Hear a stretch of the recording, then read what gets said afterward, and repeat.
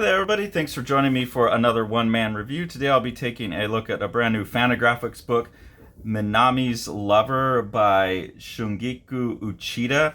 This is a very interesting book, and I'm not sure what I make of it. I have kind of split feelings on it.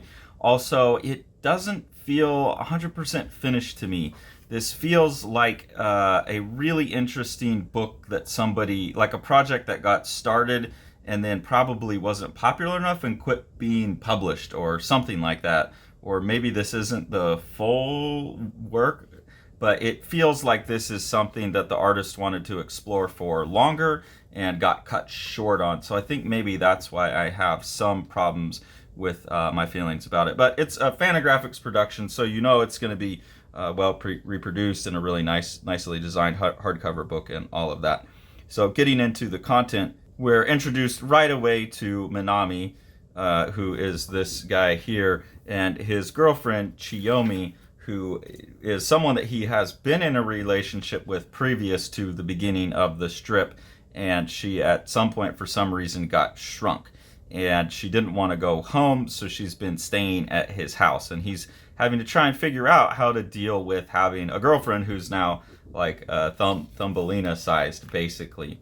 So in that sense, I think this book is really a book about dealing with, and it's very touching to me in a personal way, that you're dealing with the idea. This is basically a representation of having a partner who has a disability of some sort. And obviously with the way Tori has been for the last year or so now, where she's living with long COVID, which is very debilitating for her. The consequences of that have been debilitating for her. It has impacted our life in a significant way and required different aspects to our relationship than had been there before, and challenges, and things that I've had to learn and overcome. And she's saying that right here. I know it's hard on you taking care of me, and since you and I aren't family or anything, my parents should really be the ones to deal with this. And that's, something that Tori has kind of not expressed that exact sentiment, but, about 6 months after we got together, we had a really great first 6 months. And then there's been a lot of challenging life scenarios in the time since then. Deaths in the family, big moves, COVID, the vaccine causing a problem. There's just been all of these types of things that we've struggled with. And Tori often says, I don't know, I feel like you got handed all of this. You had like 5-6 months dating this girl, and then all of a sudden you got handed someone who's got all these problems, and that's not fair or whatever. And it's like, well, yeah, I mean, that doesn't really come when you love someone. That just really doesn't come into the equation.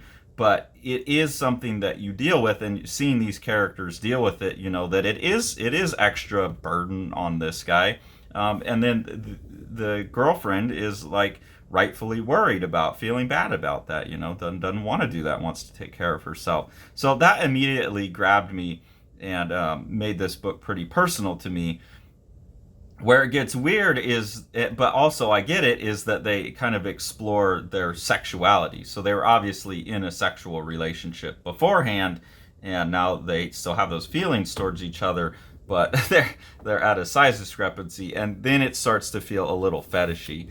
You see that Minami's also struggling with this, right? He's like a young guy. He's got a lot of hormones raging still, and he's got other cute girls coming onto him, and he's having a really hard time because he can't really do anything with his girlfriend. But then you get these scenes like this that I get it. Like, it's part of having a partner who's disabled, that your physical relationship changes as well, or that, there's barriers there that you have to overcome. And so it's a fine thing for the artist to be dealing with within the context of the story, but some of it does just feel weird, I guess, maybe because it's like, feels like fetishizing people who are, I don't know what the proper term is anymore. I don't know, so I'm not going to say it. People who are vertically challenged. I don't know what the proper term. People who are smaller than other people. Also children. There's a bit of like I know she has breasts and stuff, but it's like, you've got this tiny, cute little chibi thing. And so that feels uncomfortable to me. But I guess that would be the case with any kind of disability, is that people are going to be like, well, are you fetishizing it? Are you fetishizing her because she's so small? And scenes like this, where he's getting into the bathtub and his junk looks gigantic to her now, and you see that look on her eyes like, oh yeah, it's awkward. But also, I think couched within the rest of the book, where that's only shows up in a couple places, then it doesn't seem to be the focus of the book. And so I come back onto that. This is a book about learning to live with someone who's, different than everybody else. And they kind of make that argument here. Little as she may be, Chiyomi is still a person, a grown woman whose words matter, and know how laid back I am. There are times when I get irritated. And so that's the right argument, right? Like, they were in a relationship before. She is a full-grown woman. She has agency. She can consent to things. So that's the right way to look at it if you're talking about disabled. But then there's also this like weird kind of argument that I've seen floated in media before, where it's like, oh, it's an adult's mind in a child's body. And then you're starting to get into some sketchier territory, right? So that's not the argument that's being made, but this is kind of argumentatively kind of a similar argumentative structure. And so when it pops up, it's a little bit like, where are you going with that? But again, as I continued reading the book and stuck with it, it really did strike me that this is 100% basically about just dealing with both physical and in this case here, neurodiversity, so different kinds of disabilities. But you have this character now that he's got this little tiny girl, his girlfriend, in his pocket, and he's talking to her, and other people are like, what's wrong with that guy? He's talking to himself the whole time. And this character here says maybe he's neurodiverse or something. And I wonder what the actual translation was there, how much the translator was freaking out. Like, that just seems very not like something that kids would say. And I'm pretty certain that the literal translation would be something like maybe he's retarded or something. We were just talking to Jack because Jack's autistic, and I very likely would have been diagnosed as autistic if that was the thing when I was a kid. So me and him talk about that a lot. And he was telling me and Tori that now kids at school will be like, oh, like, what are you, autistic or something?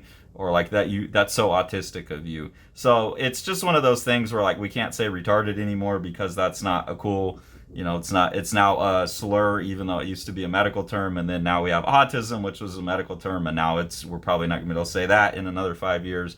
And that replaced moronic and idiotic.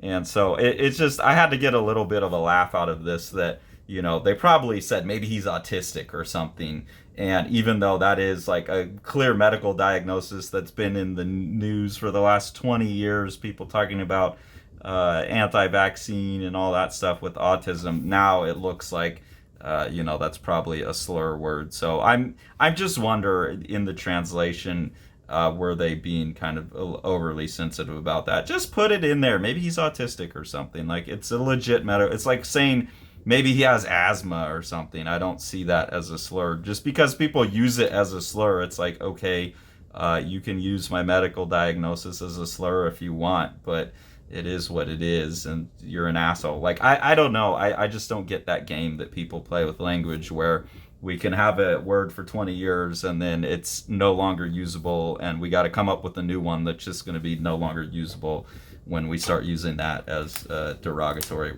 term. So I think that there is indicative, though, of really what the focus of the book is about. Different types of disabilities, different types of situations that you would get into in a relationship. And some of those are going to be uncomfortable with adults. Some of them are going to be sexual. So I think it's appropriately handled in here, even though it verges on kind of strange fetishy stuff in certain places. I think within the larger context of this book, it's actually really sweet and thoughtful. And, life is uncomfortable sometimes, and it's nice to have a representation of those discomforts in a book. So I really wound up liking this book quite a lot. The art, flipping through, you see I didn't point out anything with the art. I don't think there's anything particularly special about the art. It's functional manga cartooning, tells the story, and that's about what it does. So that's great. And then just a really nice package as always with Fantagraphics. So I think this is a book I would definitely recommend for people, especially I think if you have dealt with having a partner where you really needed to take care of them, this one will really land for you. If you haven't, this will kind of give you a peek into what it's like, but probably something like Harvey Picar's Our Cancer Year is a little bit, more thorough, or the book that we read, the I'm a Terminal Cancer Patient book, that manga. I think those one would be a better realistic look. This is kind of a fantasy metaphor for that. So if that's your thing, I would check it out. I can't put a strong recommendation on this book because there wasn't anything that absolutely blew me away, but thematically I quite enjoy it. So cool book. Definitely check it out if it seems like it's up your alley. If you enjoy what we're doing here on the channel and you want to support us, there's two ways to do that. The first is through our Patreon. We have 2 different tiers of engagement on there. At the first tier, you just get early access to our videos. At the second tier, you will get exclusive previews of the books that Sean and I are currently trying to finish up, as well as the ability to participate in our ongoing webcomic experiment, Pronede, where you can vote and help control what will happen in the next iteration of the story. And that's a big ongoing experiment in AI image making, basically keeping track of what the AI's capabilities currently are. So we really appreciate that support. Any of the money that we get just goes back to buying the books that we review, so we try and put that into other artists' pockets, other publishers' coffers, and we keep this whole channel rolling. So if you want to support Living the Line itself and the mission of Living the Line, the best thing to do is support what Sean's doing with Living the Line Publishing. So we'll go ahead and take a look at one of his books now. Plaza by Yokoyama Yuichi. This is translated by Ryan Holmberg and is a very large for a manga, so that's a really cool feature of this book, this standard manga size. And this is just a 200 some odd page representation of what Yokoyama Yuichi thinks of the Carnival Parade, and he's just made this like relentlessly loud and rhythmic book that pushes all kinds of amazing boundaries of what comics and manga are, and we could not recommend this book more.